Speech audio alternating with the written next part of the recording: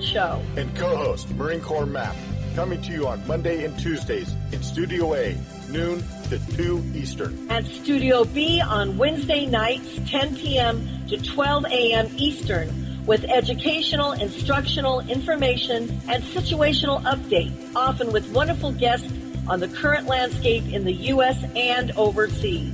This is a go. We are with you, side to side, and back to back. Please join us on Monday through Wednesdays, as well as other hosts and guests here on Revolution Radio. We're not gonna take it anymore. That's right, we're not gonna take it anymore. We said we're not gonna take it anymore. That's right, we're not gonna take it anymore.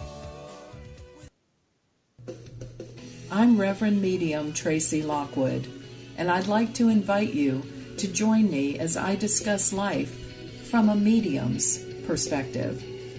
I'll be talking about insights that I've gained through readings, with topics like your guides, angels, animal communication, past lives, our transition, and the afterlife. We'll take a deeper look at the metaphysical meanings of symbols and totems, and I'll give you some practical exercises to help you develop your own natural psychic ability. Join me on From a Medium's Perspective. The opinions expressed on this radio station, its programs, and its website by the hosts, guests, and call-in listeners or chatters are solely the opinions of the original source who expressed them. They do not necessarily represent the opinions of Revolution Radio and FreedomSlips.com, its staff, or affiliates. You're listening to Revolution Radio, FreedomSlips.com, 100% listener-supported radio, and now we return you to your host.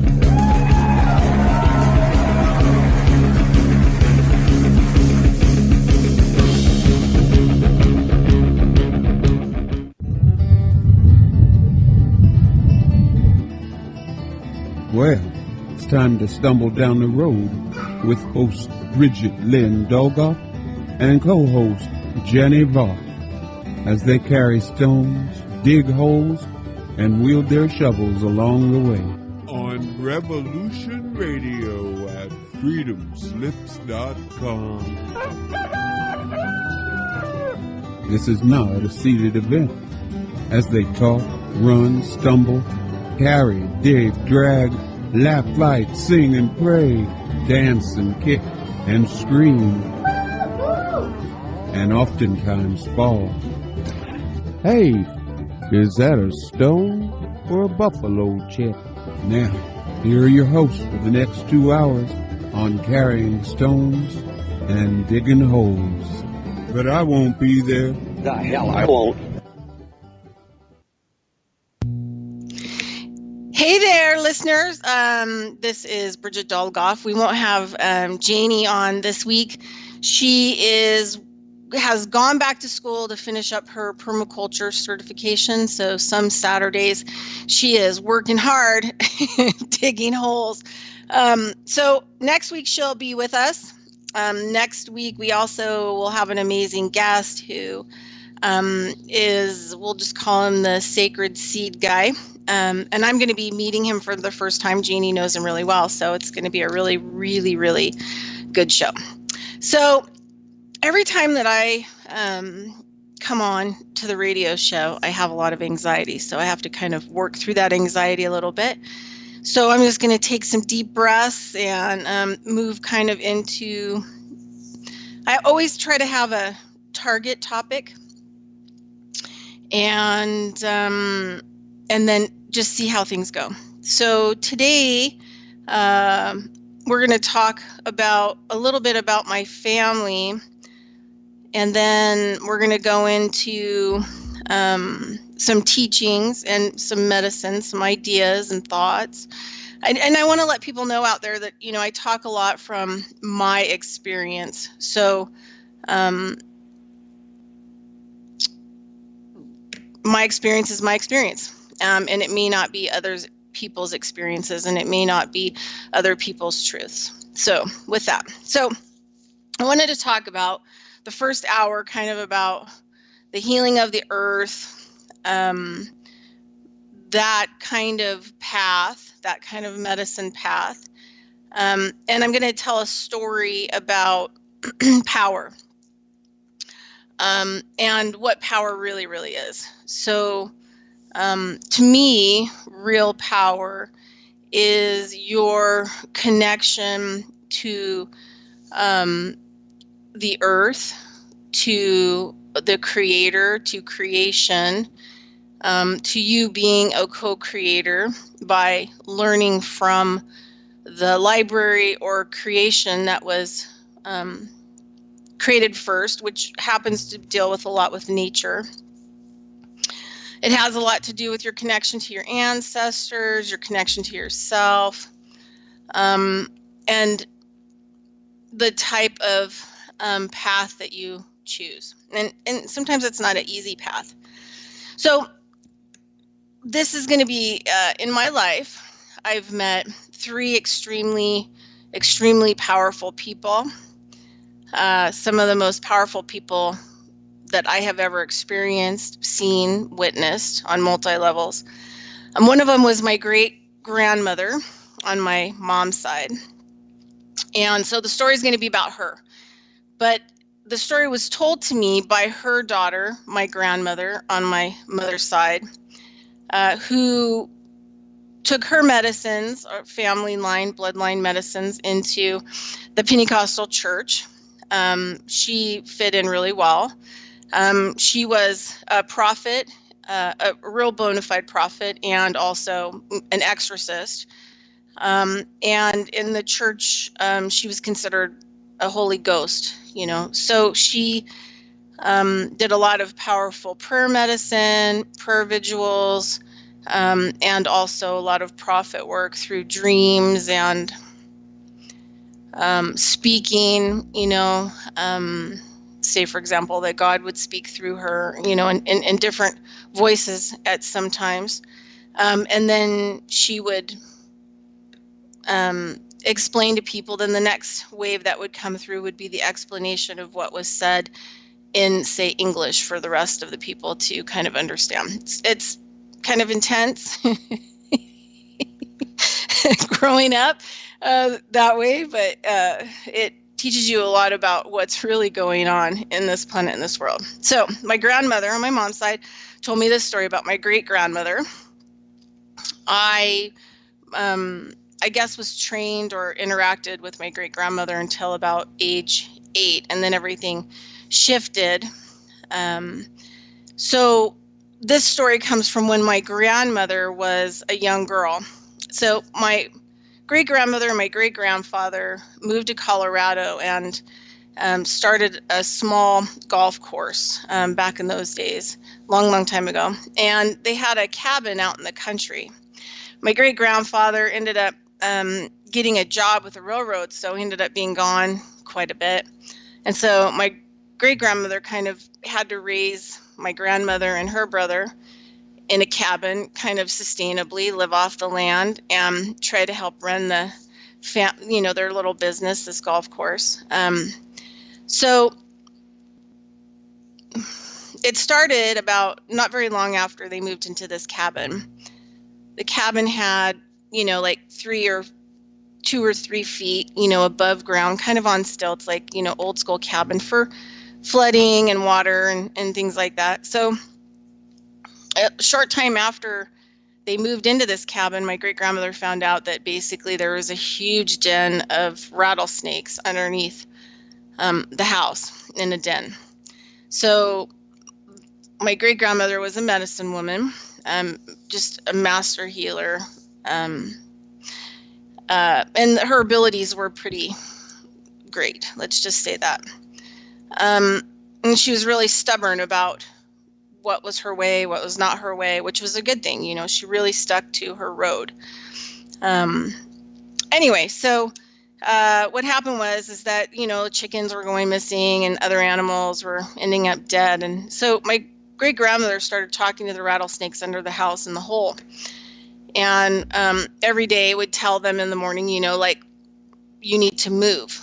You need to vacate this hole and go find someplace else to live, or I'm going to have to cut your life short. And so for like a year, my grandmother said this went on between my great grandmother and the den of rattlesnakes. And so the den of rattlesnakes, they didn't really want to move. They didn't really want to relocate. So after about a year's time, crossing kind of a 4-season period, my great grandmother was very patient. She didn't want to just go kill things or harm them. She gave them a long period, 4 seasons, to move. So one morning, my grandmother said, her and her brother, they got up, and my great grandmother, made him a pail of lunch and took him out by this big tree, considerable ways away from the house. And my great grandmother just told her that she needed to keep her brother there at the tree, and they were not to move, and that there was enough food in the pail to last them all day. They could take a nap, under the shade tree. They're going to be safe. And she said, please do not come near the house until I come get you and take you there. Only under those conditions. Okay, go back to the house. So she watched my great grandmother literally crawl underneath the house into kind of the snake pit, and grab snake after snake, and she would drag it out from underneath the house and chop its head off and like throw it in a pile. And I think she actually ended up burning the whole pile, once it was all done, kind of like returning it, to creator, and kind of an idea. When you're dealing with power, like real power, it's not something that you misuse. It's not something that you use to harm other people, trample on the backs of other people. In most cases, a lot of your medicine is working with the earth and how your relationship with the earth is going on with, all the other elements like snakes, and working in a courtesy, and kind of a concierge kind of job to the earth and the animals and the water and the soil and all the microbes and everything that exists on it. This is how I believe. I think I'm probably more traditional, and so I kind of veer away from pagan type belief systems, but I'm sure that there have been some that have maneuvered in. But that's just my decision. That's my choice. That's how my walk is, based on my family and the teachers that I've had. So there's the creator, and the creator is, in the sky.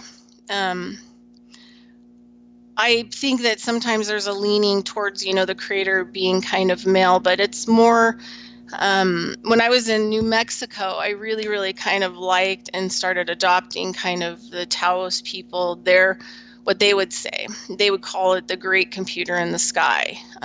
Black elk was kind of similar. Black elk, could tap into it as a stream of just, information. All kinds of information is in that stream. And you can tap into any parts of those streams. So that's the creator. It's like the big, all-knowing, I guess. And it has all the information in it, past, present, and future. And any of it can be tapped into it and downloaded or seen, or however that you choose to experience it. And everybody can do this. It just is a choice and kind of a lifestyle. So the creator created everything. And so the everything that was created kind of, I don't know, I kind of look at it before man, kind of started appearing. So we'll talk about nature. And a lot of contracts were made at the beginning of this planet and what it was going to become. So every bug that came here, every weed that came here, every tree that came here, everything that came here as a living organism being made a contract to be here. So it's interesting to me, as I get older and I kind of understand a lot of this more, but, humans will use this word extinction. And sometimes we don't really consider that maybe these beings are leaving this world consciously because they don't want to participate anymore. And through our ego, we have word extinction. Maybe the choice is there. So you have a certain species of trees that's dying worldwide. They have decided that they don't really like their contract, or their contract hasn't been met by the humans. And there are a lot of angry beings on this planet, and a lot of them who, are been going to the council and have been, their desire is to leave because they don't want to participate in the destruction and the contamination of the planet anymore. And we haven't really respected them. We have not, attempted to try to have a relationship with them and understand them and allow them to teach us. So that's a big problem. They came here to participate as equals, and they want, us to learn from them, from their world, what they have to offer, what they can bring. A lot of, plants and trees have tons of medicine that can cure just about anything, but they want to teach us about it. So we have to start to build kind of a relationship with creation. So the creator created the creation, which is this library of information of all these living organisms who came to participate and experience from all over different places. And they carry different levels of energy in them, or you want to call them dimensions. So say, this paradigm kind of runs a 64-dimensional, layer, whatever you want to call it, activation, doorways, libraries. It's all kind of the same idea. So you may experience, say, a wildflower in the mountains, and you experience, on a physical level. So we're dealing with it on, say, a third dimensional level. I don't really like to use a 3D, but we'll say a third dimensional level, right? But it also has all components of 64 dimensional layers in it. So it even part of it goes back to, where it's originally from. It still communicates to those places. And, there was a great study that was done on sheetgrass, and this guy studied sheetgrass for 20 years. They were trying to really figure out how to get rid of it because it's, dangerous for fire, and it's taken over everywhere, including in the desert. So after 20 years, they mutated it and cut it and spliced it and genetically altered it over and over and over again. And after 20 years, all of a sudden they went into the lab, and the sheetgrass had actually restored itself to the original genetics that it was that started 20 years previously. So there was part of that sheetgrass that was connected to its place, its world. And also it's connected to where the DNA is held in the energetic, in the dimensional 64 level. So everyone has in this paradigm, everything that has energy to it, that lives, has a 64 dimensional layer, and there's all these different things that are in it, in each layer. So when the plants and animals, they have information in them, they have the ability to help us to heal, they have the ability to help heal wherever they're at, they have the ability to blow their seeds or pollen to other areas to actually heal those areas. And so that's creation, and it has a huge library of information in it, in nature, and all these things teach you about this reality. And what it does is it leads you to eventually be a co-creator. And co-creation is, creating with the creator and the creation, learning the skills and stuff from the creation. So, and then you become a co-creator. Now, I have different views on co-creation, and I have different views. I don't do manifestation. I don't do a lot of this other stuff because it's kind of manipulative. What I need to do is I need to focus more on my work, on my spiritual path, and working with, my family and that have passed over and my ancestors and doing the spiritual work that I do. And so a lot of it has to do with people, animals, and earth. And so through the co-creation, I do what's necessary for the creation. So for example, there's a lot of garbage out. I'll pick a day of the week that I have time. I'll go over there, and I'll clean all the garbage. Mostly I really try to focus on the water. I don't want the garbage in the water. And the vibration of the water is very low, and we need to really build it up. It is losing its battery, in some cases has ran out. And we need to really work with the environment, to get the batteries charged back up. And so I stay away from, all these things that would keep me trapped in the house. And, I just don't really do global meditations. I don't do any of that stuff because the earth actually needs us actively to co-create, and be in co-creation of it. And the only way that is best for right now is if I go out there and I clean up, whatever I can clean up, the contamination, and start making, if there's a problem with the water, they're making, talking about it, and getting other people's energy involved into, and maybe, healing it and making it well. And this other thing too is, a lot of this Emoto work came out about, how people can, charge or uncharge water. And you could tell by the crystals that it formed with the ice, with the different intentions.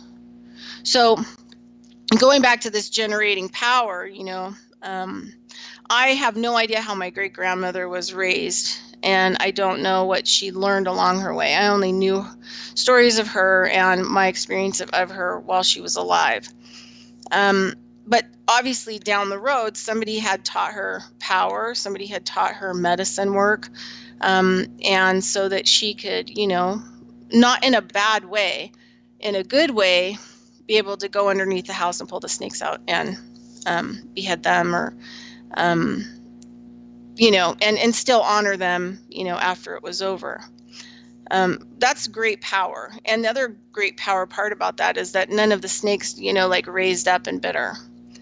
They didn't try to, do anything. They were extremely docile. This whole process was, kind of an effortless process, which is an indication of power. But working with, the creation. So I wanted to move into kind of another power person, which was one of my last teachers I had, and he died in June 2016. He was really considered a rainmaker. And he was a Shoshone, elder, and he taught me a lot about these earth healing ceremonies. What happened to him was that, he was like a serious alcoholic and druggie and living on his reservation. And the moment he took, basically kind of was past hammered. He was kind of passed out on his bed, and he said that this ceiling, this holographic ceiling, dropped down, and on the sides, all the sides of it had these, extraterrestrial, he calls them extraterrestrial, language. And during this period, he probably, could have died because he had taken a lot of alcohol and a lot of drugs, and he was laying on his bed. And the porthole opened on the corner of the ceiling, and this being, came out and was moving around and doing a whole bunch of things, an extraterrestrial type being, and it was all holographic. And at one point, he felt strong enough to stand up, and he just really was driven to put his arm up through this false ceiling. And so he stands up on the bed, and he sticks his arm up into this false ceiling, and he can feel like electricity, coding, like codes, like you'd see on a screen, coming through, kind of coming into his body as he was standing on the bed. And the interesting thing is, during this period, his wife was, he had a wife, and she was laying in bed with him, and she was watching the whole thing. So he ends up at one point, when he pulls his arm down out of the holographic ceiling, this big thing comes flying out of the hole, and it's behind him, and he called it the electronic, a Thunderbird. He said it was like a incredible blue color, and you could see all of the electricity running through it, and it reached around and it covered him completely, 100%, like a cocoon, and it went through every part of his body and healed him and came to him. And after that, he never drank or did drugs ever again, and he started this work where these beings would come and they would help him to do new earth ceremonies, take his old traditional ways and fine tune them with a few new things, and specifically go to places on the earth to heal the earth. One of the things that he said was that he was trying to go to all the places that he could all over the world. He did this for 16 years. He lived on the road out of his car. And he said that we had to reconnect all the connections. So same thing with the body. We have meridians or energy points or, whatever people want to call it. They could be, even buttons, right? They could be buttons. Just think about that, buttons that change things and do things, because we are, like machines. Our bodies run like engines. So anyway, so he said what happened was that when the earth was originally here, when they built it, right, it was a massive participation for the earth, and then they built the earth. And basically everything in the earth, and this is the other thing too, people get like caught up on time frames. Let's just say at the beginning of the inception of this planet, this is what happened. So he said, like, there's oil, all these things like compost, like we make compost, we make all these different things to work with creation outside in our yard, right? There's ways to do it. Same thing as they did the creation of the planet. So the oil was meant to actually keep the plates from hitting hard and colliding. The oil was meant for all of the different mechanics, even though we don't see it as mechanics. All the gears and, all the way that the machine moves around, that the oil was to lubricate it. But we've removed so much oil, and we also have cut so many deep holes, and it's caused a lot of damage to where, the oil would run smoothly to keep the wheels and gears going. So now we have a lot of interesting things going on from the planet. He also said that when it was balanced originally, they had to make it perfectly balanced. And so some places you have, giant crystals underground, and some places you have gold or had gold, like the larger pieces of gold. The other thing, too, is a nutrient. When you start taking these nutrients away, like gold is known to be a healing element, a medicine, a food. You take these things out of the environment, the rain can't come down and break off and then bring that stuff into natural water supplies where you would actually be drinking it. So, not only are we raping the resources from our environment, but we're raping them from, the natural ways that we would have gotten a lot of these nutrients. And he said that, they had oil here, and then they put some crystals over here, and we got gold over here, and we have all these different things everywhere. And over time, what it did was it kept it perfectly balanced, so that it didn't rock and roll too much, and everything worked smoothly, and everything was being taken care of. It was a perfect machine that was created. And when humans started coming about, we started deciding to take this out. First, dig a giant hole, break into that system, like the skin on the earth, right? I mean, what happens to you? You start cutting your skin open, and now you have some flesh wounds, and eventually you can go gangrene and whatever else. It's all kind of like the same ideas. So we go in and we tear apart the earth, and we take things out of the earth, and then we move them. And a lot of these resources have gone off planet. I mean, they're not even somewhere else where they could maybe help to balance a situation or balance the earth. So we're starting to see that the earth is a little bit more flippy. It's a little bit more grumpy, and because the energy of it's not working. Gears are not being oiled, and this bunch of, crystals that were over here. So one of the things I learned was after I started learning a lot of this earth work with Bavado, I didn't buy crystals anymore, and I don't pick up stones. And if it's plant medicine, I take it for ceremony and different things like that, and medicine. But if I see a rock, say I'd see a gold nugget somewhere, I'd probably just put more rocks over it so nobody would notice it. But I would leave it, because wherever that's at, it needs to be. And by me, us moving things and taking things out, we've really caused a serious instability of the earth. And because we've cut into the ground so violently, it's actually kind of cut. It's cut the meridian lines. It's cut, or the ley lines, or whatever you want to call them. Same thing, buttons, ley lines, meridians, chi, points, whatever you want to call it. We've destroyed a lot of her meridian connections that connect her energy points to energy point. And so this is how also, when you hear about the luminous sphere that covers each person or animal or plant, and they talk about the assemblage point, and the assemblage point is just wherever the fixed point at that time of consciousness is in the luminous sphere. So, but you have all these different points in that luminous sphere, right?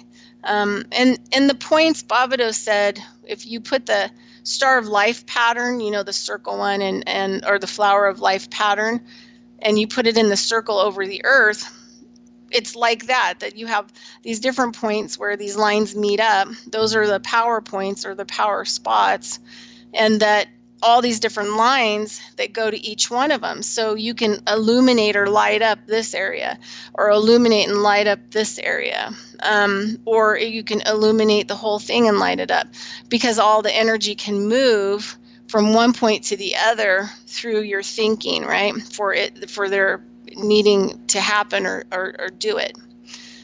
So, but a lot of those lines are cut through. So this is why we have a lot of disease as well, because a lot of ours are cut through, because we don't have the basic elements in our environment that we would have come in contact with, or like drinking water out of a river naturally.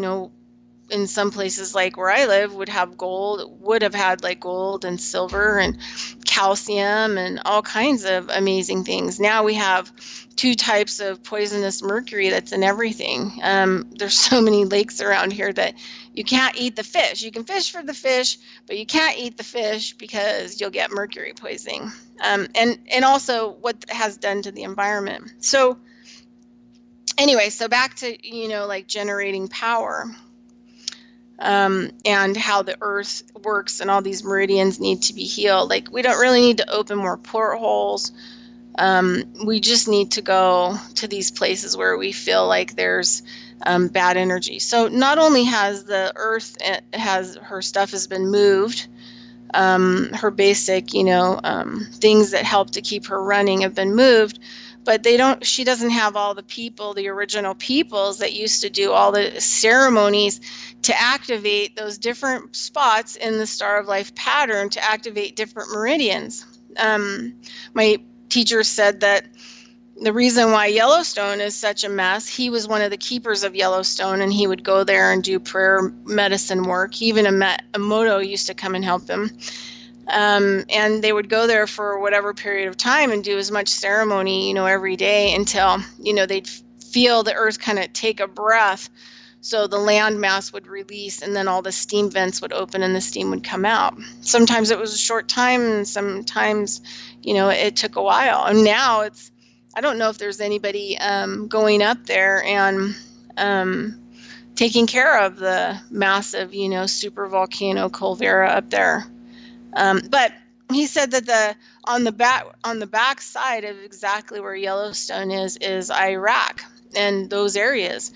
And he said, look at all the anger and the violence and the destruction and the damage to the earth and soil, the rape because of all the oil and everything's over there, and how much anger. And so it's like a zit, coming through the inside of the earth in order for that energy to be released. Because if that energy doesn't get released, it doesn't get released.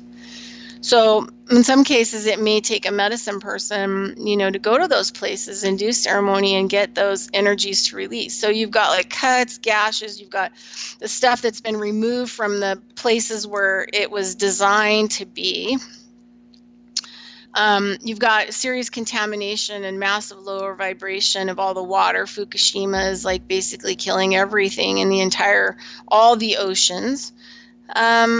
You have tons of radiation. You have, the list goes on and on. Then add on all the murder. There's like, the more I study about, the Native people, there is no place, let's just talk about the United States, where there hasn't been murder, violent murder, to take something that doesn't belong to somebody or to control, or violent, angry, hostile murder.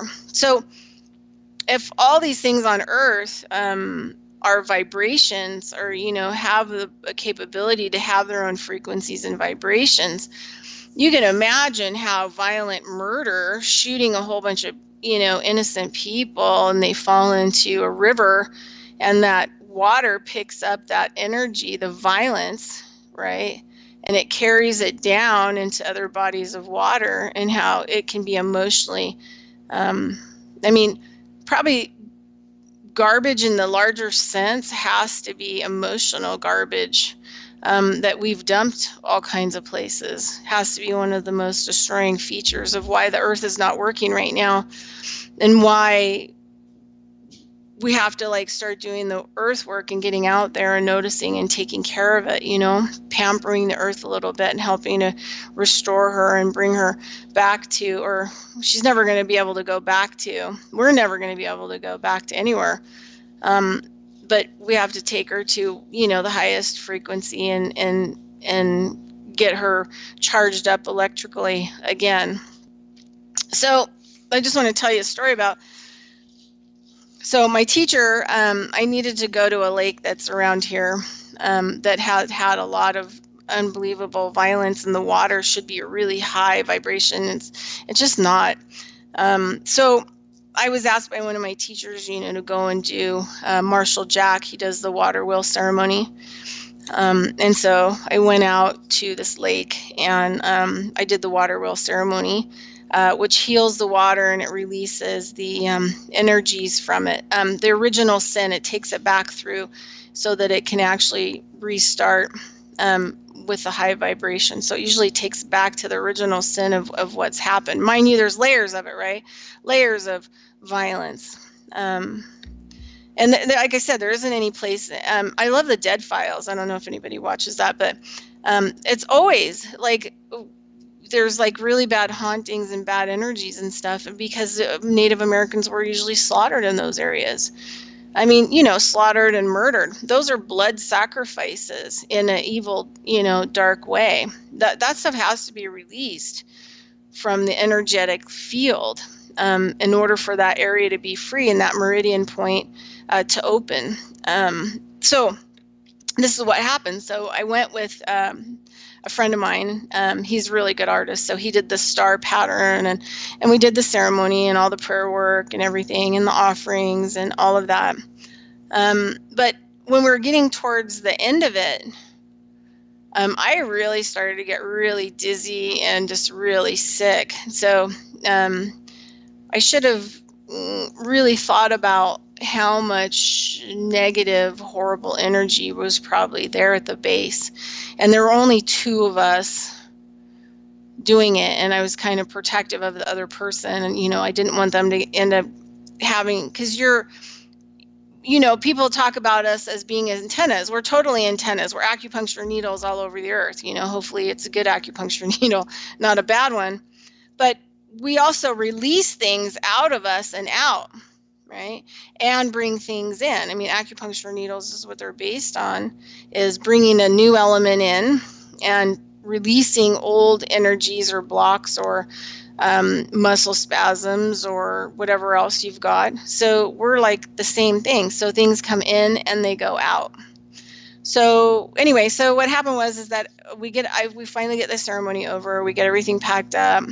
We head back into town, and for 3 days I was sicker than hell, and I couldn't stay awake, and I was having these really horrid dreams of people having rocks and just beating people in the head with the rocks and like fully massacring these people. And these people didn't even stand up and fight, and the whole 9 yards. About 3 years after that, and it probably took me about 3 months to fully recover after releasing, all of that, which sometimes you just don't really know how much bad energy there is, how much darkness there is, how much violence there is, and how much murder there is until you actually witness it on a certain level. So anyway, so about 3 years later, I met a friend of mine, and he is a half Washoe, half Paiute, and I call him the man of many songs. He knows thousands of songs from all different kinds of tribes and for different kinds of ceremony and fun, and we started doing a lot of prayer work, and I told him about, what had happened out at Pyramid Lake, and he said, well, that's what happened to those people out there. I said, what do you mean? He said, yeah, they were totally murdered. He goes, I'll go to the library and I'll get you the historical document of the general who was there, who wrote in his diary. And he basically said that they basically took stones. They didn't even have to use their guns. The native people wouldn't fight back, and they basically killed them with busting their heads open like pumpkins, with rocks and stuff. And that's exactly what I had saw. When I read it, I was just horrified, because the original sin that was committed to darken that land and darken that water was what had happened to these people. And so that some of that blood that which is like a satanic ritual from the military who were there and did this to these people, that would have gone into the soil and eventually would have made its way to the water, and the water would have picked up all that energy, that story, and would have carried it on. And then you have one thing after another that happens over time, and the water completely loses the vibration, and it doesn't have it's its little button right there, in that part of the water, so you can send beautiful energy in there to release the negativity. And it's another button. It's an acupressure point. It has a vibration. It's moving like a meridian, so that it can help activate other things in those areas in a good way. And that's the kind of power that we have to restore back into the planet, so that she can operate the way that she needs to operate, and that all the contracts can be fulfilled with all the other beings. And that's the power that we should really focus in on. And that's co-creating, because there was already a creation here for you to learn from. And I don't really believe that co-creating is manifesting your own reality, so that you have a mansion on the hill with a big swimming pool in the back and you've got servants. For me, co-creation is about, manning a shovel, manning, cleaning up garbage in the river, talking to the river and apologizing, for us putting the garbage in the river. And the other thing too that I pick up from river is people dump a lot of garbage, like tires and plastics and sometimes shopping carts, and the river doesn't really like those things. It changes the frequency, right? Because the water changes how it moves. And there's all this life in there that is dependent on the feeling of that vibration to know what's going on up or downstream. It's a vibration thing. So if you have all these shopping carts and stuff, you also start having, fish that get trapped and distressed. You have animals that get stuck in them and get hurt, maybe even drowned, which causes, a lot of negative energy as well. So we have to really be careful and think about, all the different things that we do. And it's going to be kind of the opposite of what we've learned to be, what we've learned to do. So the second part of the show, I'm actually going to, if everything works out well, is going to be Ryan Bundy. A lot of you have probably heard in the media for, years from, Southern Nevada to up here in Reno and into Oregon and all the Bundy stuff that's gone on. But Ryan Bundy has decided to step up and run for governor of the state of Nevada. So hopefully the second part of the show, I'm going to have him, and he's going to talk about his family and ranching and farming and working with the land, co-creating with the land. All right, so we need to start healing all the parts of the earth back together and all the meridians by going out and being co-creator. And if that means, picking up the garbage, if that means digging stuff out of the river, if that means taking a load of garbage to the dump where it belongs, we all need to take personal responsibility in, in what the earth is and what we need to help the earth become. And we need to stop allowing, also all these other beings to leave the planet. Because if the trees all decide to leave, guess what? You're dead. You have no air and you're not going to be able to breathe. So it's good to try to walk a good road now and do the best that you can. So I wanted to kind of read just a little something. I like to kind of, like I said, I've read a lot of Black Elk stuff and lots of other amazing, and I've had some really amazing teachers. And I think that's why right now, I do a lot of speaking and lecturing about people returning back to Earth. Like we've been meditating, learning how to meditate, travel other worlds and all these, other abilities, these high spiritual abilities. But the problem is we've forgot what is going on with the Earth. And now as a spiritual process, we have to go back. We have to return back to the Earth because we're the same as the soil. Animals are the same as the soil. Plants are the same as the soil. Water is going to be the same as the soil. So if we don't start healing, healing the frequencies and the vibrations, then we're going to be, we already are in some serious trouble. Okay. Anyway, so as we're getting closer to getting Ryan on the show after the commercials, this is what it says in The Gift of the Sacred Pipe. And it just talks about, I'm just going to talk about the red road and what Black Elk says about that. And it's really simple. It says, the red road is that which runs north and south and is the good or the straight way. For to the Sioux, the north is purity and the south is the source of life. This red road is thus similar to the Christian straight and narrow way. It is the vertical of the cross. On the other hand, there is a blue or a black road of the Sioux, which runs east and west, and which is the path of error and destruction. He who travels on this path, Black Elk said, one who is distracted, who is ruled by the senses, and who lives for himself rather than for his people. So if my message today is about returning back to, your people and the people, your ancestors, your family, dogs are your people. The earth is your people. The plants are your people. And other cultures and nations are your people. So there isn't really anything on earth at this point in time that isn't your people, and that and when you're making choices, to make decisions based on that. Instead of us, sitting in our armchair athletes and, screaming at the TV about, who's doing this or who's doing that. Am I part of the problem or am I part of the solution?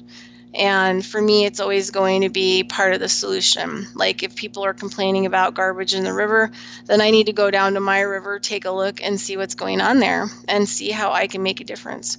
And sometimes just going down there once a week for an hour a day. Plus my dog thinks it's like the best day ever because she gets to run around in the river. So while I'm picking up garbage. So for her, it's like Christmas. Okay, so this is Revolution Radio. This is Carrying Stones and Digging Holes with Bridgette Dolgoff and Jannie Vaughn. Jannie is off doing her permaculture thing, so I'm flying solo today. We always need your funding. We are listener supported, so you can go to our web page and find the funding and get yourself some heirloom seeds. That's a really good way to start fixing the earth. The earth loves seeds, and watering and soil and building a new antenna for her, which is a tree or a plant, to help her with her collecting her energies from the cosmos.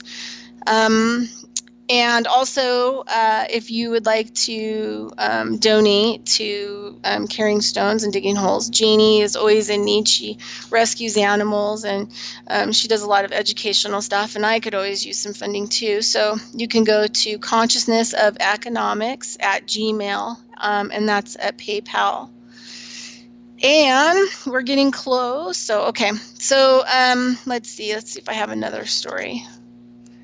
Okay, I'll tell you a quick story about my last teacher who passed away in June 2016. He was doing a teaching. He was doing a medicine wheel teaching up in Sandpoint, Idaho. And I was there, and I was sitting off because I've done a lot of them sometimes. I will let other people, participate in it and doing the building. And he liked to go collect, stones out of the lake, and then he'd pray for them and bless them. And he would do that. He liked to do that kind of by himself sometimes. And then we'd bring them to the location and then put together the medicine wheel, doing all the ceremonial work through it, and then getting to the end. And there was this one. Just wanted to kind of finish on this power, He never misused his power. He always used his power for the greater good, for the truth and for the healing of earth and the healing and releasing the anger and everybody and all of that. So anyway, he had his big eagle feather. I was sitting in the chair and I could just feel the energy shift, and I look over and he's in the medicine wheel, and he looks over at me, and because this is the biggest component that I miss, is this whole thing about generating enough power and, really standing fixed in my power in a good way to really make change, which it's kind of not really a confidence, but it's like when you're fully connected and you're standing in the know, maybe that's it. You're, with the know. And I looked over at him, and I could just feel the energy shift. And then he dropped down to his knee, and he basically shoved the eagle feather partially into the ground, like without damaging it all. And he turned around and he looked over at me, and you could feel this ba-boom, this kind of energy, ba-boom, that would happen. And he turned around and he looked at me, and he basically said, "It is because I say it is." And about learning the power that when I say something with integrity, with impeccability, like Miguel Ruiz talks about in the Four Agreements.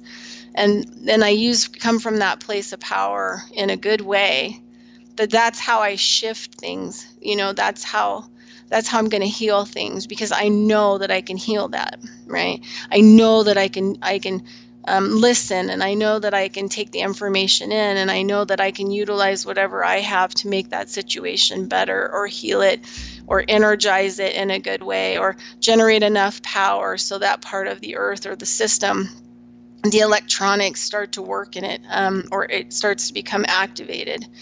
And then it starts to be able to, heal the vibration of that area.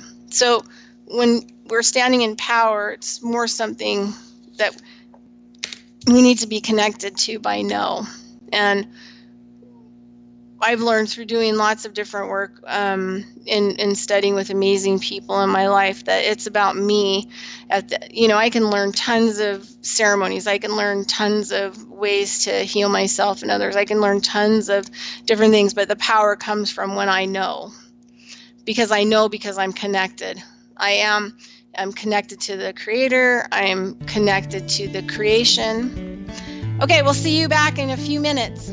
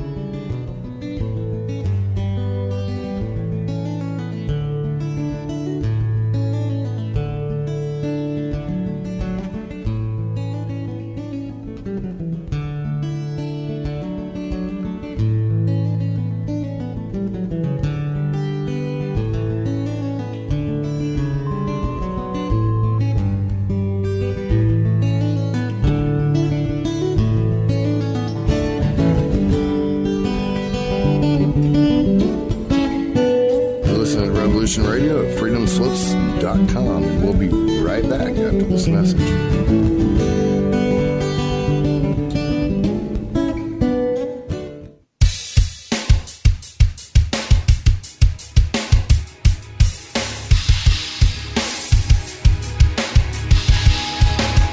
Enter into a world unseen on Raven Star's Witching Hour. You will encounter eclectic topics from the realm of spirit brought into our matrix of truth. With your host, the Solaris Blue Raven. Solaris will bring you an array of unique guests covering topics from ghostly spirits to amazing anomalies, covert technology, UFOs, and shadowy global events. And that's right here at Revolution Radio, freedomslips.com, Saturdays, midnight till 2 a.m. Eastern Time. Revolution Radio, where information never sleeps. Let the magic rise. Join me weekdays for my new show, Tell Chris Joe. It's going to be a problem show brought to you live from Kensington. Thursdays, I'm dealing with hot topics, heated debate, what's new around the world, and ring-ins to discuss listeners' problems and offering considered and heartfelt solutions. So join me, Chris Hart, for Tell Chris Joe. Stop what you're doing, grab a cup of tea. I'm coming live from Kensington. Relax. Let me entertain you with a coffee bar online. Listeners' very personal problems. So that's Thursdays, 2 p.m. in the afternoon, Revolution Radio, freedomslips.com. See you there. It's going to be lots of fun.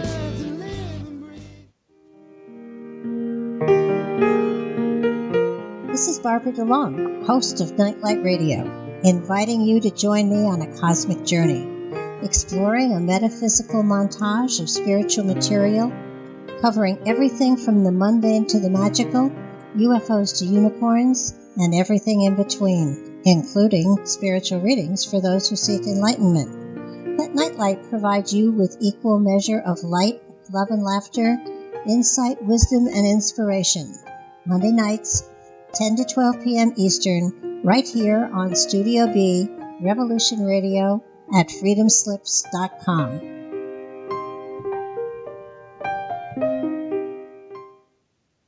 The opinions expressed on this radio station, its programs, and its website by the hosts, guests, and call-in listeners or chatters are solely the opinions of the original source who expressed them. They do not necessarily represent the opinions of Revolution Radio and FreedomSlips.com, its staff, or affiliates. You're listening to Revolution Radio, FreedomSlips.com, 100% listener-supported radio, and now we return you to your host.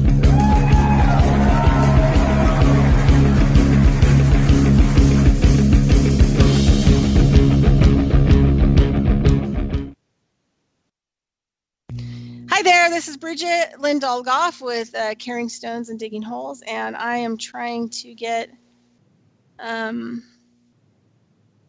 Ryan on the phone, Ryan Bundy. Let's see here. Ryan, are you there? There. Hello, Ryan? Ryan? Let me see if I can get it. Let's see. Hello, this is Ryan. Hi, Ryan. Yes. This is Bridgette. How are you doing?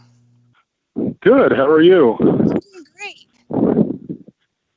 I am calling you. You're on the show, Carrying Stones and Digging Holes.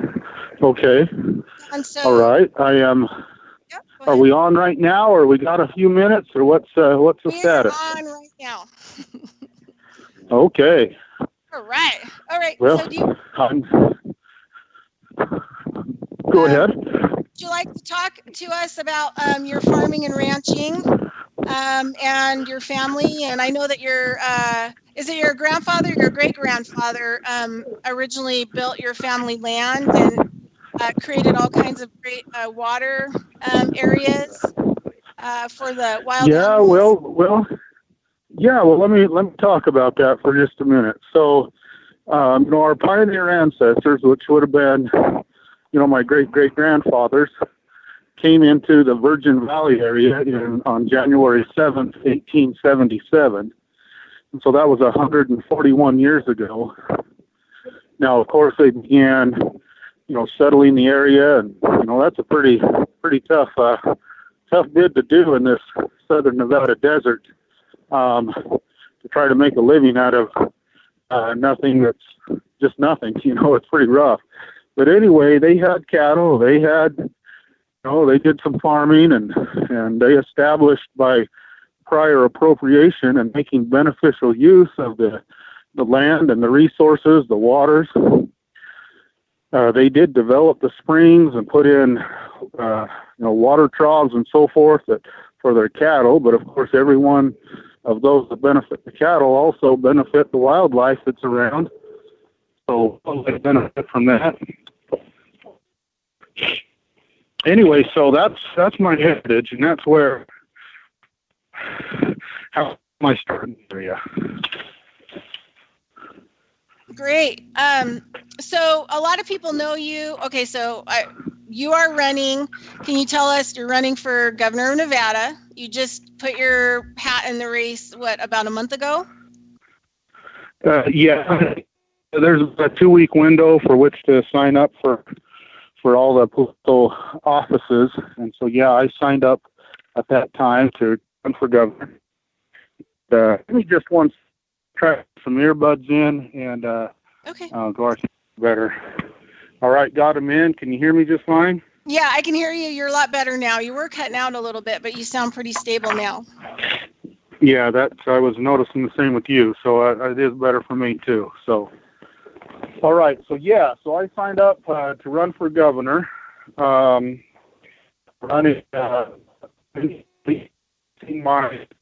my campaign, not politics, and so I didn't decide about running with any party with all the politics. And I'm more interested in standing up for correct principles to, protect the lives, liberty, and property of the people. And I do believe that the only legitimate function for government is to aid the individual in claiming, using, and defending their rights to protect the life, liberty, and property of the individual. And so that's kind of my baseline platform. Great. Do you want to tell us kind of how you came to the conclusions of your foundation of your platform? Oh, okay. Well, you broke up there a little bit, but if I understood your question, you asked how did I come about to that platform. Is that correct? Yes. Well, I came about that through a lot of years of study and of personal experience, where I have studied the original intent of our founding fathers, and I even go back further than that, trying to understand the intent of those who formed and wrote the Magna Carta, and I even go back farther than that to try to understand how God created this world, and He placed man upon it and gave man dominion over the earth and the use thereof, all the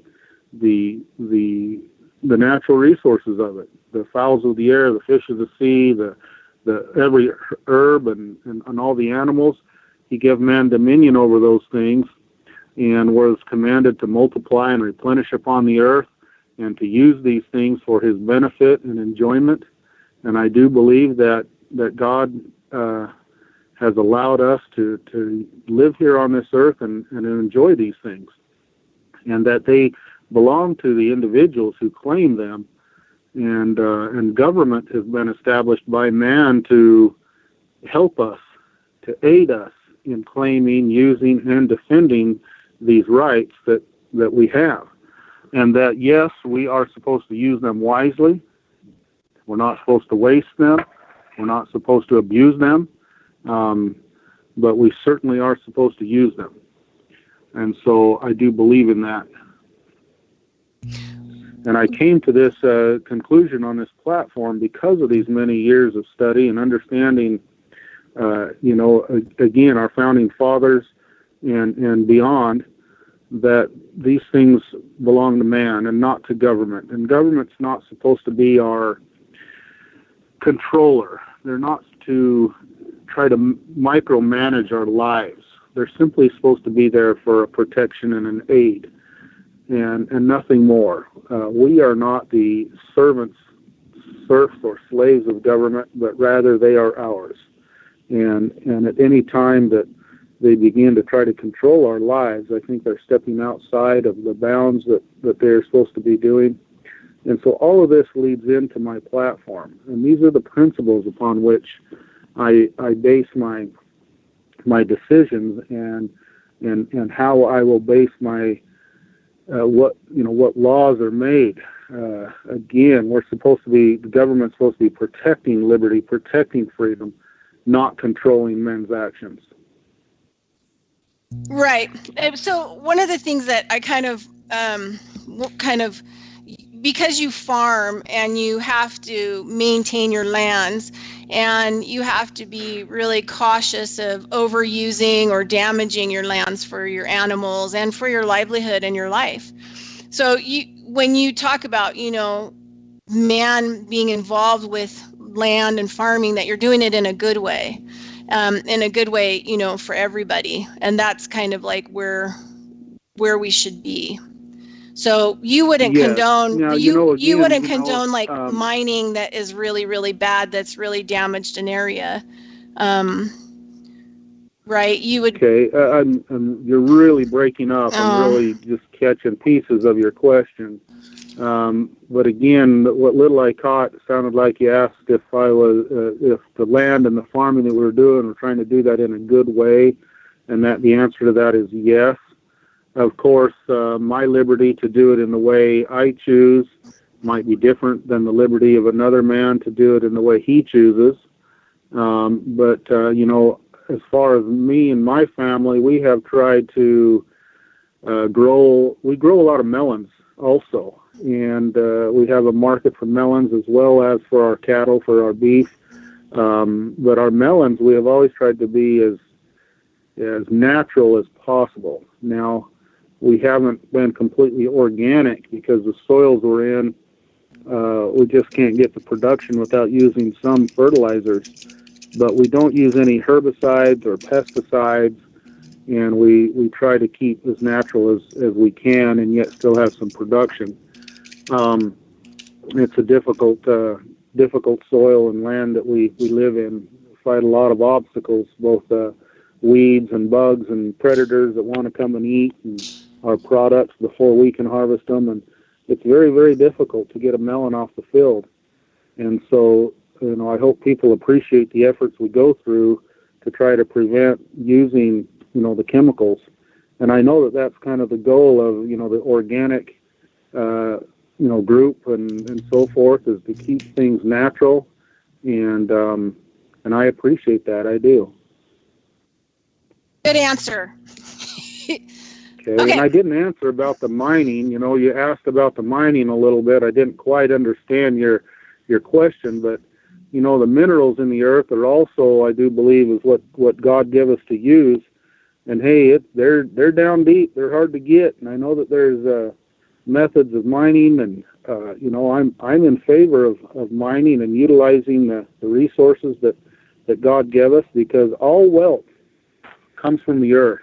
Everything we have, the food you eat, the clothes you wear, the car you drive, the computer you communicate with, the phone you speak on, just like right now, all of these things come from the earth, many of them from the minerals. And without the mining or the agriculture, without the use of these natural resources, we would be much less wealthy. All wealth comes from the earth. And so it's important that we're able to access those for our benefit. Now, I do believe that, mining should be done in a way that, at least when they're finished, is returned to a state that can be, beautiful again and resourceful again. And hey, I have seen mines where they've done this. And I'd like to give you an example. The Colorado coal mine in Colorado, which right on the border of Colorado and Wyoming, there's a coal mine there, and it's an open pit coal mine. And they're mining about 400 million tons of coal every year. Great big open pit operation. And I know that some are against such open pit methods, but they're mining 7 layers of coal down. And the way that works is the coal will be layered in a layer of coal anywhere from, say, 3 feet or 10 feet or so thick, and that varies as it goes around. And then there will be a layer of dirt that's like, 20, 30 feet thick, and then another layer of coal. Anyway, so they're mining seven layers down, extracting the coal, and then placing the dirt back up on the area where they mine. And they are, through conservation methods, putting the soil back in nearly the original shape that they took it out of. They're planting, putting vegetation back on the ground.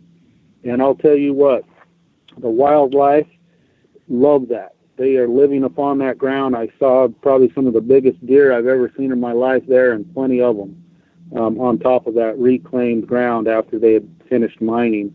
And so I think that's a good example of utilizing the resources and when finished, restoring it to a condition that is good for, a nice environment. And so I'm in favor of that type of behavior. And so I think that particular company is doing a good job at that. I'm sorry if I'm cutting out, but I'll ask my questions quickly. You're clear. Your voice is totally clear on the show. Okay, so yeah. So what would be the biggest changes you would like to make as governor of Nevada? Well, first and foremost, I want to make certain that Nevada is recognized as a sovereign state, which is not taking place right now, that all of the land within the state belongs to the people and the state, to Nevada state and their people. The Constitution for the United States simply does not allow for federal land ownership within a state except for the express purposes of military bases, arsenals, dockyards, and other needful buildings. And so all of this land that is currently being unconstitutionally claimed by the federal government, such as the Bureau of Land Management, Forest Service, national recreation areas, monuments, etc., all of that is unconstitutional and will be put to a stop. This land and its resources underneath or within the land does and will belong to the people of the state of Nevada for our benefit and our prosperity, and that's one of the most certain things that I will do. The second, and I do want to mention this, is judicial reform, because I see that terrible atrocities are being taken upon those who are accused of crimes. It's interesting to note that our founding fathers were so concerned about those who were accused of crimes that half of the first 10 amendments have to deal with the protection of those who are accused of crimes. And yet those protections, those rights in the Bill of Rights, are being greatly violated upon those who are accused of crimes, both in state courts and in federal courts. And that has to stop. I as you may know, that I just spent 2 years in a federal prison, not convicted of any crime. I was able to be free of that through the grace of God, but I witnessed many others, personally experienced and witnessed the atrocities of these courts upon men, and there's terrible treatment going on. That has got to stop. This is supposed to be the land of the free, not the land of the captivated, and there's more people being imprisoned in America than any other country in the world. In fact, if I don't know the exact statistics, I've heard all kinds of things I haven't verified, or I don't even know how to verify their truth, but I've heard that the United States alone imprisons 25% of the entire world's imprisoned population. And yet our population, in comparison to the world, is quite small. And so that means that per capita, we are imprisoning a much, much larger percentage of people. And I do not believe that is conducive to the principles of liberty and freedom upon which this country is based. And there's a terrible atrocity. Most of the public does not know or understand how badly we are treating those who are accused of crimes. It's terrible. Now, those who are truly criminals or truly committed crimes, there needs to be a punishment, but more so than a punishment, a process of restitution and repair to those who they have done harm to. And that's also not taking place. The victims of those who have truly committed crimes are not being repaired. The damage done to them is not being restored. And so I'm very much going to make sure that there's a change take place to where those who truly have not committed crimes or just accused are protected, and those who truly have committed crimes, that they restore the harm that they have done to the victims that they have caused. And so it's kind of a both ways. I am not one who is easy on a true criminal, but I'm certainly tired of seeing those people accused of crimes who have not truly committed crimes. Yeah, I'm in the same boat. I mean, my situation was not nearly extreme as yours, but I'm in the holistic medicine, and I had like years of just nightmare activities, for no reason. So one of the reasons that you got out of jail was because the evidence was falsified against all of you, and the correct evidence that would have kept you guys from going to jail was withheld by FBI, law enforcement, the judge that was overseeing your case. So everything that happened, and one of your close friends was murdered as well. Yeah, see, and that is a common practice amongst the prosecutors and the judges and the lawyers, and that's exactly what I'm talking about. Because both the judges and the prosecuting attorneys, their official duty is to bring forth the truth, and yet they have no interest in the truth. They are only interested in convictions. Because what's taking place, and I would have to go through a large explanation to go through, there is industry. The prison industrial complex is how it's called. a human trafficking industry. And these prisons are making money, not just the prisons, but the prosecutors, the law enforcement who are arresting, the special programs, either inside or outside of the jail, the judges. I mean, there's a whole industry here that's taking place, and without people in the prisons, there's no industry. And so they have to keep the prisons full for them to be able to make money. And they are making millions and billions of dollars, and it's being charged to the taxpayers. Now, again, they're not interested in justice. They're not interested in truth. They're interested in convictions. And they're also interested in maintaining their power. Because, I'll tell you what, when we were in there at one point, the prosecutor said concerning my brother and I, that these are the most dangerous criminals that he has ever prosecuted in his life. And he's been doing this for about 30 years. Now, the question is why would he say such a thing? We know that very same prosecuting attorney prosecuted a man who had murdered an entire black family on racial prejudices, and yet he was saying that we were more dangerous than him.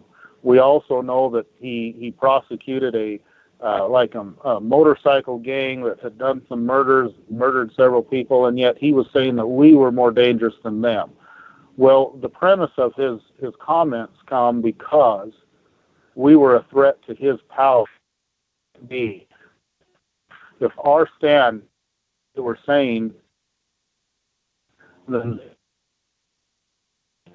and so that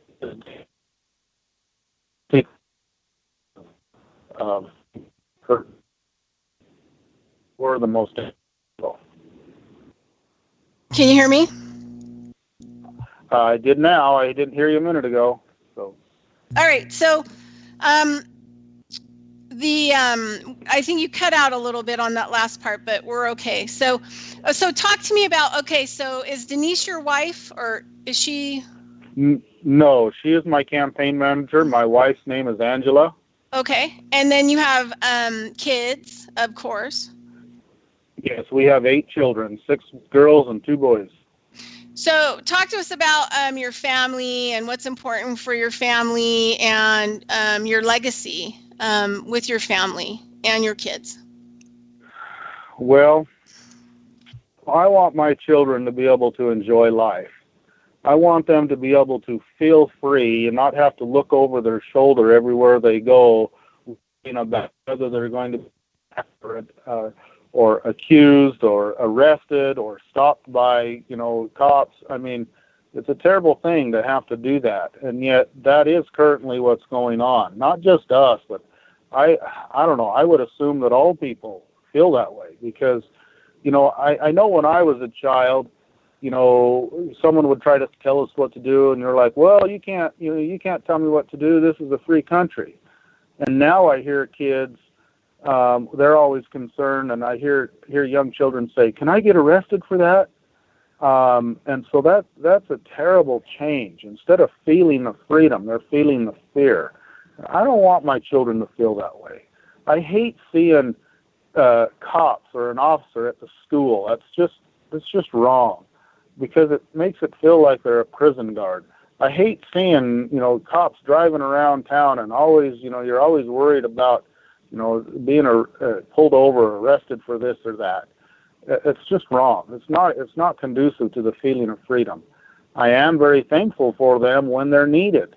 And so there is a place for those who are willing to protect our life and liberty. And of course that is what government is created for, as I've mentioned earlier. And those who are hired into those positions and have sworn an oath to protect our Constitution, our life and liberty, there's a place for them.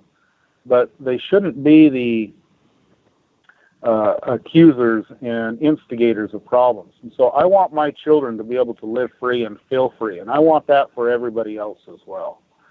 And anyway, so I want to see the size and scope of government reduced I want to see people live closer to the earth, and to be able to enjoy life without the encroachments of government into every aspects of their lives.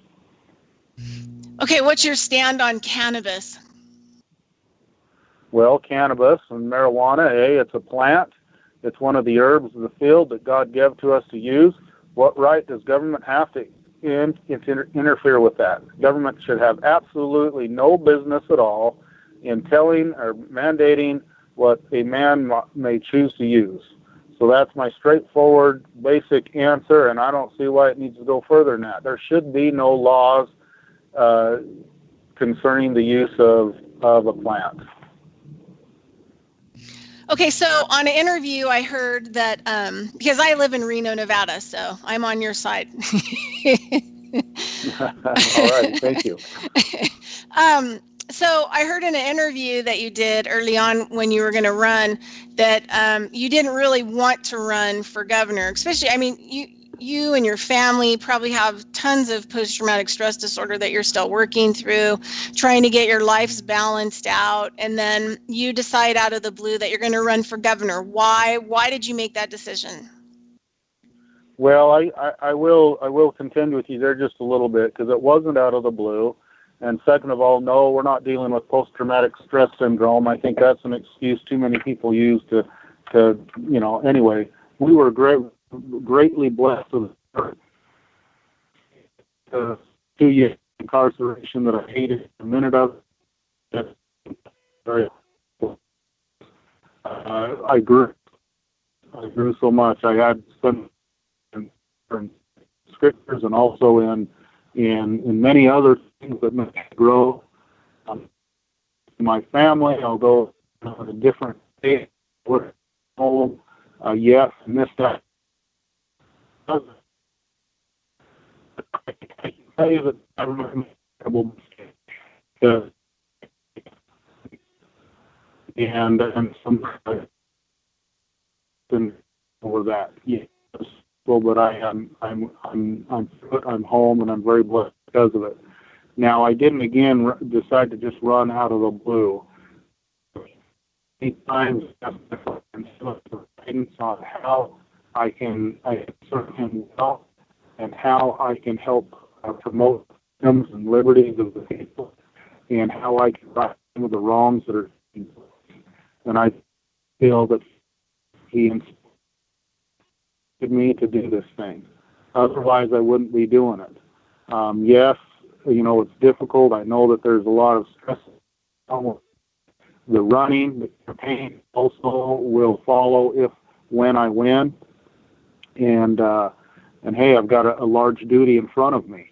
And it's, no, I don't necessarily want to just take that on. I'm not looking for prestige. I'm not looking for power. I'm not looking for fame. I'm simply looking to do a service to the people and to my Father and for the liberty. And so I'm willing to do as he guided me to do, and I'm willing to go through the steps and the efforts and the struggle to get it done.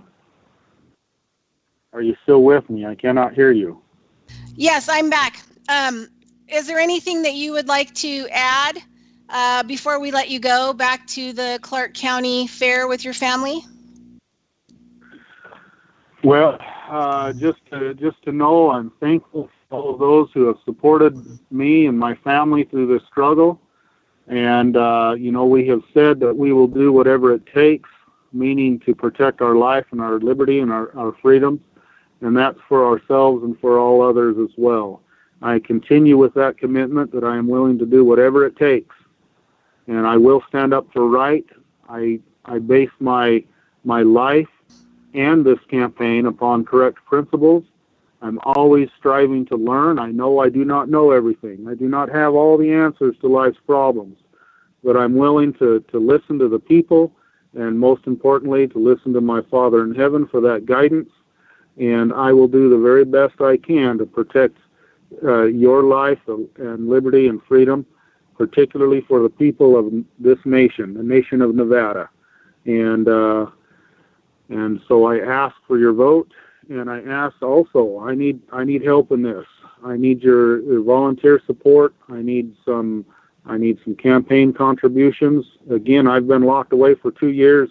I'm behind on my personal finances and certainly don't have a bunch extra for campaign. And so I could certainly use your help. And you can go to www.battlebornbundy, the number 4, GOV, so bundyforgov.com. There's a donate button there that I would certainly appreciate people if people would help me out in this campaign. Also, you can go to Facebook, which is Ryan Bundy for Nevada Governor, hashtag BattlebornBundy, and donate there also. And again, hey, I appreciate your support. I appreciate you having me on your show, and keep on bringing us good agriculture and organic. Thank you. Thank you so much, Ryan. We'll talk to you again real soon. Have a great day. Okay, you. Bye. All right. So I hope I'm still on the show. So again, this is Carrying Stones and Digging Holes, and radio show on Revolution Radio. And we also have a funding page, and we are listener supported. So please go to our funding page on our website, and you can donate or buy a whole bunch of awesome heirloom seeds so you can start planting them. Do some Johnny Appleseed work, go around and plant food everywhere. Also, you can help us, Jannie and Bridgette, by going to consciousnessofeconomics@gmail.com on PayPal and giving us a little support. We always need money to continue to do the things that we do, like in our personal lives in our little neck of the woods. And make sure you go to Ryan Bundy, Battleborn Bundy, go back and listen to what he said. And I will try to, at the end of this show, when I will be able to post his website as well. And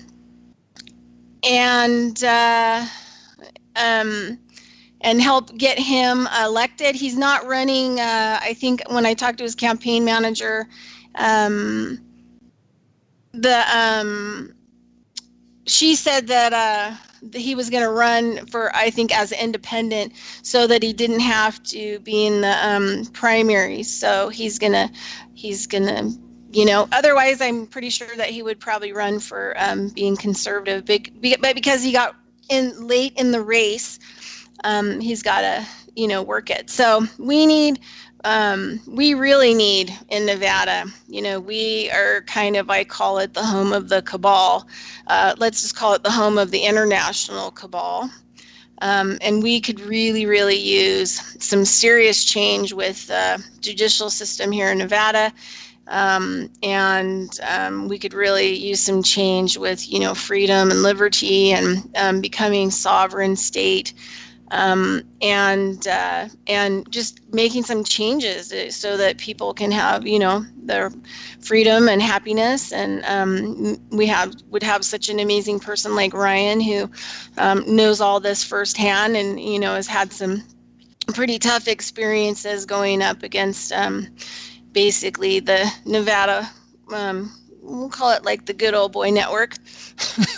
Anyway, thanks, Ryan, for coming on to the show, if you hear the show in the future. And I'm really, as a Nevada person, I've decided to spend my summer, usually I leave to go farm somewhere else, usually specialty farming, so that I can use my amazing skills, bring my biodynamic farming skills to people's lands and build core food productions. But this summer, I've decided to stay in the area, stay in Reno, because I would really like to support Ryan, and I'm going to volunteer for him, and hopefully I'll be able to go door to door and knock on doors and give them, talk to them about Ryan, because for the first time probably in the history of my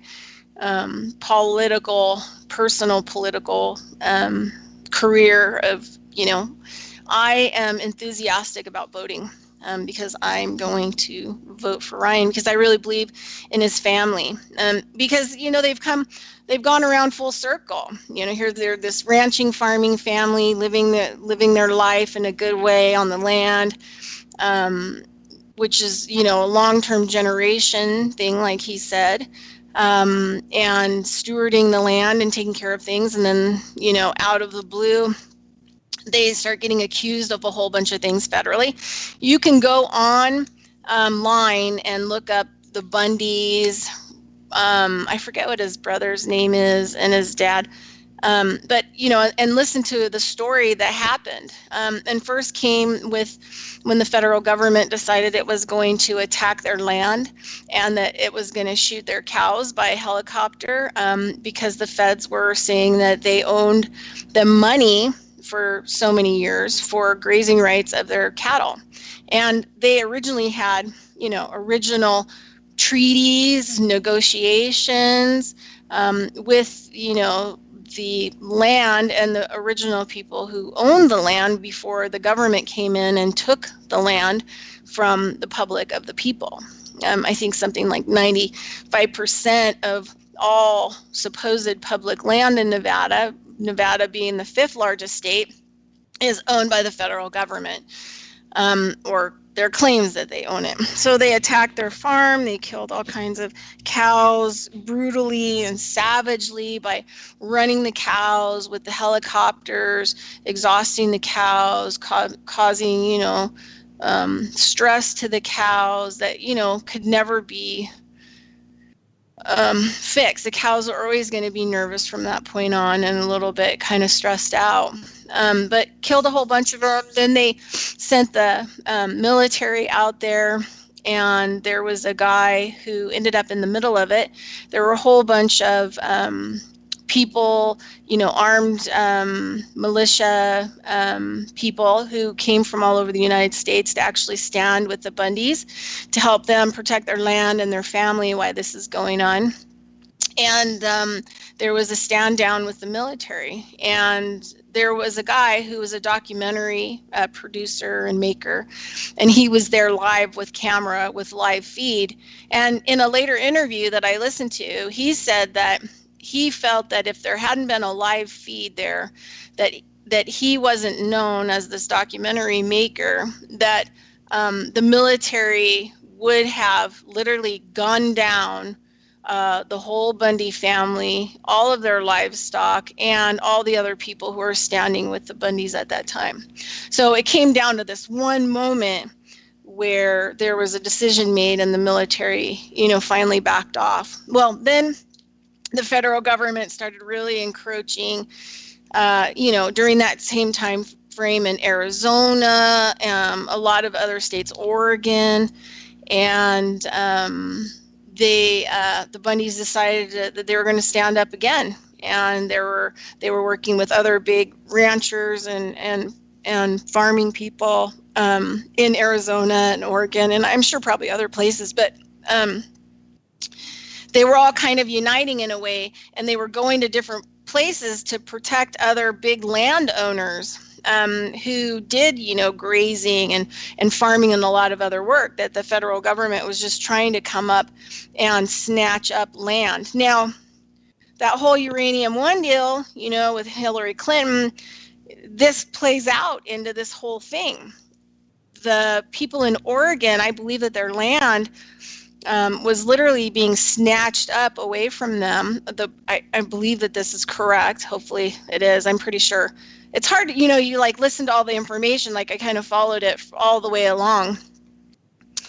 And so they went to Oregon, the Bundys, the family, a whole bunch of other people came there, and they, you know, used their constitutional rights to stand with this family, rancher family, that the federal government was stealing their land.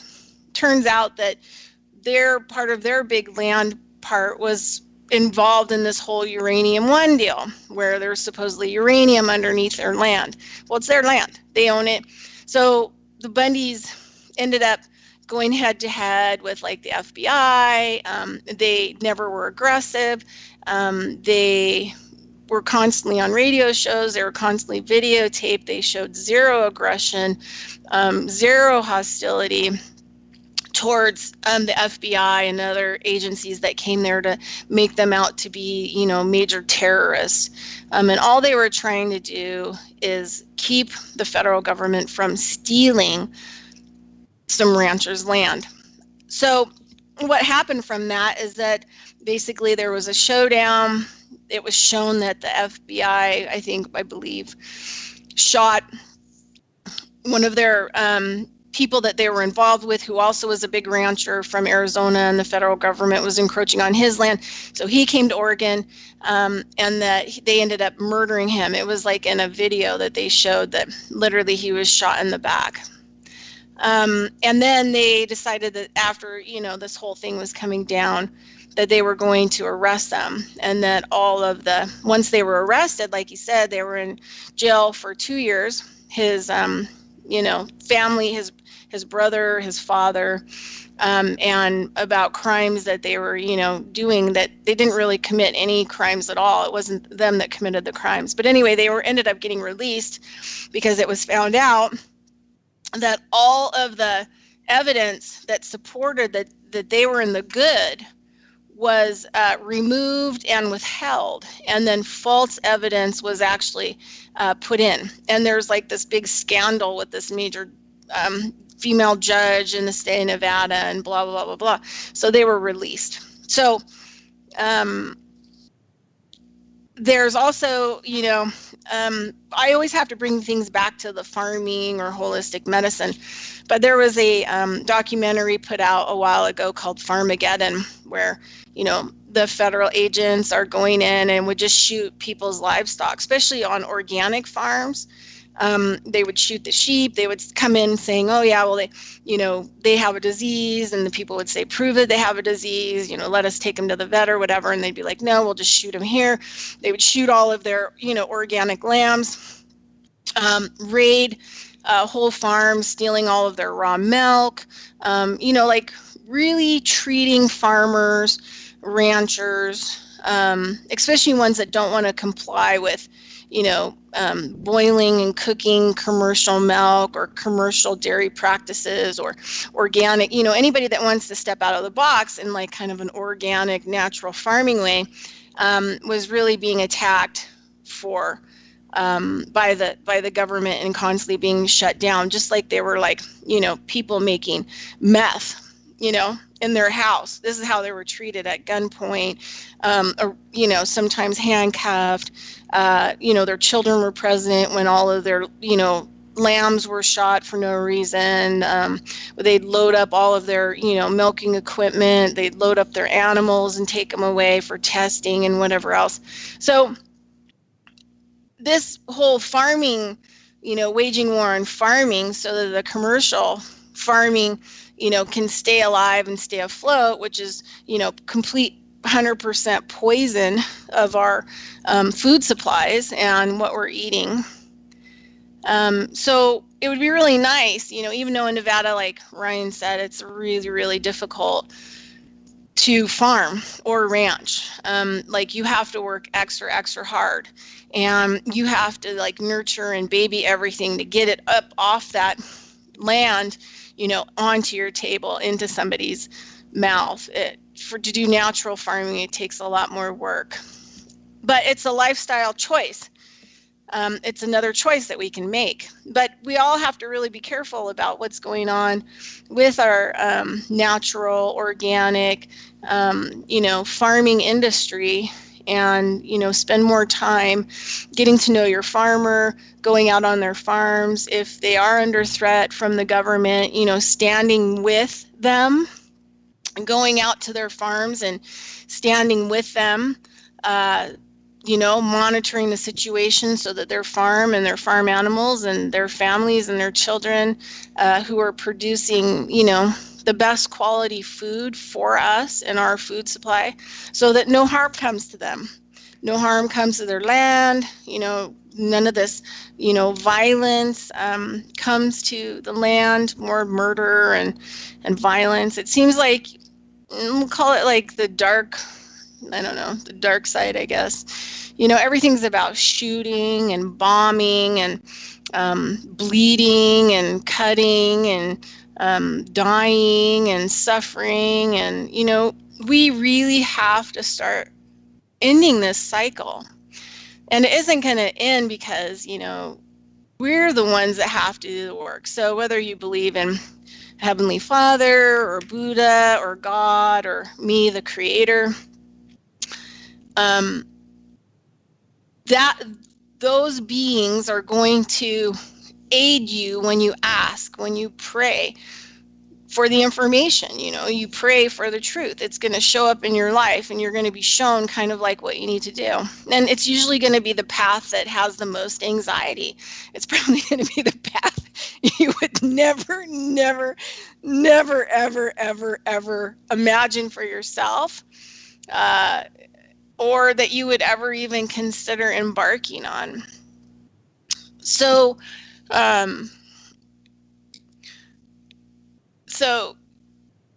we have to start standing together in unity, physically, and we have to start showing up and doing the work. Once we have the knowledge and we have the insight, and our feet have to carry us down the path, because this is a physical activity, like we say on our show, this is not a seated event.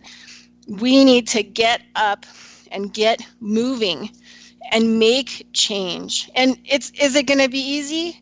Heck no. It is sometimes so difficult to go from this life that that you probably shouldn't be living, or you're working for a company that you probably shouldn't be working for, because there's evidence to support the fact that this company is harming, maiming, damaging, killing, making sick. But you kind of just bury your head in the sand so that you can, earn a paycheck, so that you can keep buying things. You could make a choice. You could quit that job, and I know it's going to be hard. One of the reasons I've never been married is I never really wanted to have to negotiate with my husband, because, once I've made my mind up what's good for me, what's good that I need to do. Say, for example, Creator says, hey, I need you to go and visit with these people over here, and, we need to get some ceremony going on over there, and we need to get some prayer work going, and we need to go heal that area. There isn't a dollar sign attached to it. So I have to fly by the seat of my pants, hoping that's my job. My job is to go where Creator needs me to go, where creation needs me, right? Needs to teach me something, or I need to, utilize my talents, skills, and gifts in order to actually help heal it. And so sometimes you just got to go, and you don't really have the money. So this isn't a seated event. Sometimes you don't get everything. Sometimes you got to go and do the work, even if you get paid, if you don't get paid. But the other thing is, beliefs are like money. So growing food can be a very prosperous thing. Now, will it support you $100,000 a year if that's your pay? Probably not. But you could easily, out of, let's just say half-acre backyard, you could easily produce a lot of organic food, and not only feed your whole family, but also maybe feed your neighbors and get some pay from it. And you could easily make at least $23,000 a year. Does that mean that you're going to have to really downsize? Yes, it does. Maybe sell your house, or take the equity out of your house and look outside of town, where there's more vacant land, and go places where, there aren't like tons of laws of what you have to do and what you can live in and what you can't live in. And then you can put up a yurt with a little wood stove, and you can work that land and turn it into like amazing, blissful utopia. And not only feed yourselves like unbelievable quality food, and all parts of your diet. Jannie and I talk a lot about that, like even growing your own fibers to make your own, paper and all these other things. So the thing is like your labor is free, it's time consuming, Doing a lot of these things and learning how to make a lot of these things is time consuming, but it's good for the earth. And it's good for the people, and you're basically doing medicine work, and everything that you're touching is making medicine. Your food is medicine, your soil is medicine, your compost is medicine, your chickens that you feed this abundant food to and forage, have egg medicine. You give those medicines to people or sell them to help you get the things that you need, purchase for where you're at. And, just an acre lot, you could grow so much food. One of my teachers in biodynamic farming, he took 3 or 4 years and had a house with a 1/4 acre. The house was on a 1/4 acre, so the house took up part of the 1/4 acre. But he wanted to see if he could grow how diverse of a diet that he could grow and off the land, and how far away from money that he could get. So it ended up, he grew everything. He grew every possible food and everything that he needed on a 1/4 acre. Now, he would have to change out. So once that crop was done, he'd have to get it out of the ground, harvest it, clean it up, and then plant the next thing that was going to go in there for the next season. So it was a constant, labor of love. But a 1/4 acre, he said he could grow pretty much everything. He had some fruit trees, he had, a couple chickens, he had a goat, so he could milk the goat, make cheese.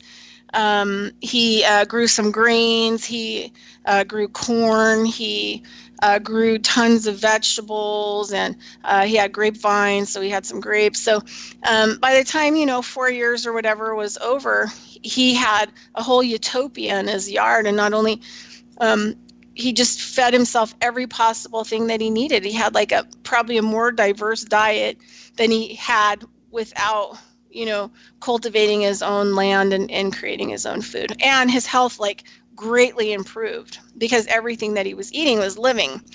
And was coming right from the soil. And so it had all that chlorophyll and all the nutrient density in it when he ate it, instead of, most lettuce is nutrient depleted completely 100% 3 days after it's picked, and most lettuce is a hybrid, so it looks really nice and green when you get it out the grocery store a week or 2 weeks after it's been picked. So, but here's another choice is old lettuce that looks new, better than eating a Big Mac. Oh, heck yeah. That's a different choice. At least you're getting some water and fiber, that's still in the plant. So that choice is always to go towards the fresh food, no problem. But you want to also have to start thinking about how everything you eat is completely 100% nutrient depleted. So, stand with your farmers, go visit your farmers, know your farmer, go out and meet all your farmers. Buy food directly from your local farmers, gravitate towards the ones who are organic, who are growing diversity, which is diversified crops, not just monocrops.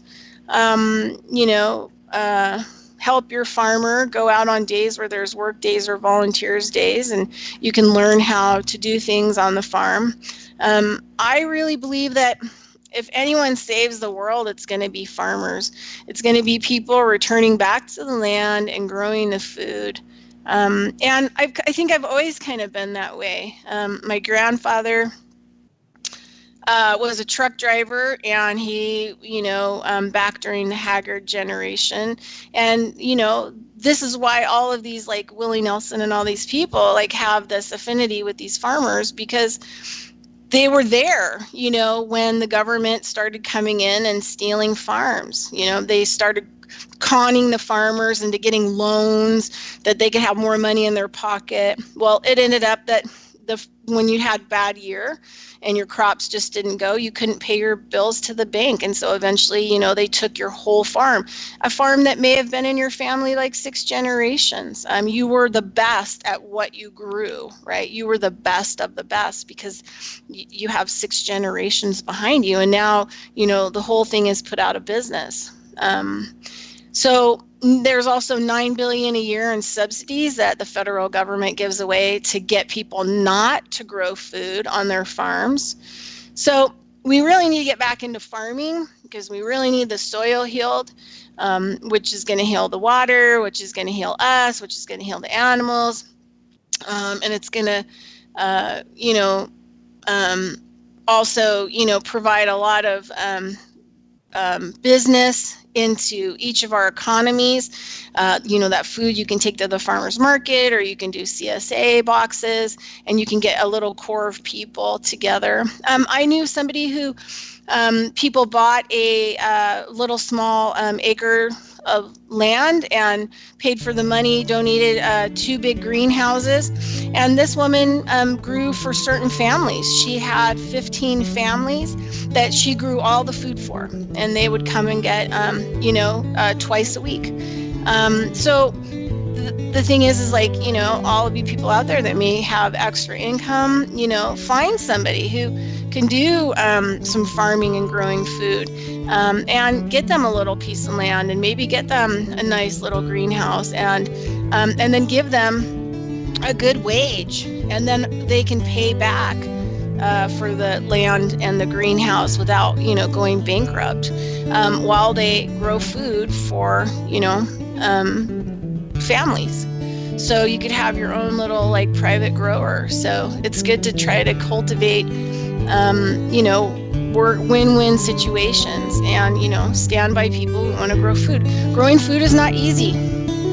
So stand with those who want to grow food. It's the most important, facet of life. Water, food, air. Revolution Radio at freedomslips.com. Anyway, this is carrying stones and digging holes, and Jannie Vaught is going to be back next week. We're going to have amazing sacred seed guy on. And we're going to have some amazing conversations.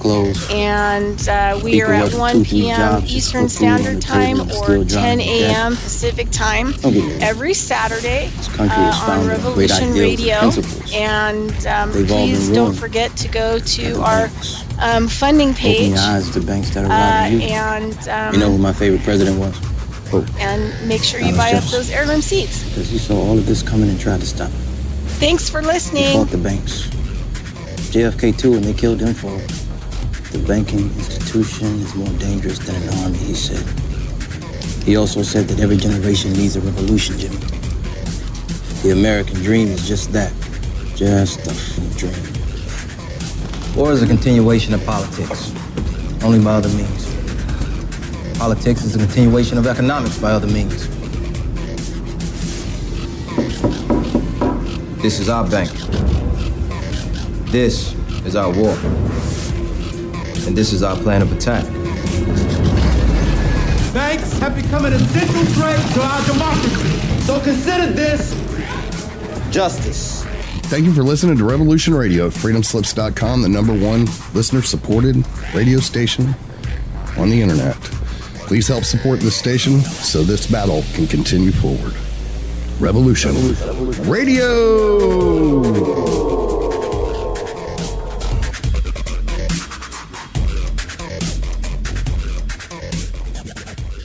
This is the people's war. It is our war.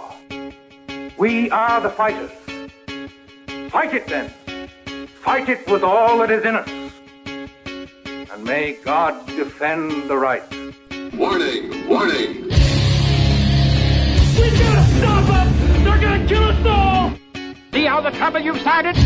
Be they the government, be they industry, be they organized labor, be they anyone, or human beings. Time when the operation of the machine becomes so odious, makes you so sick at heart that you can't take part.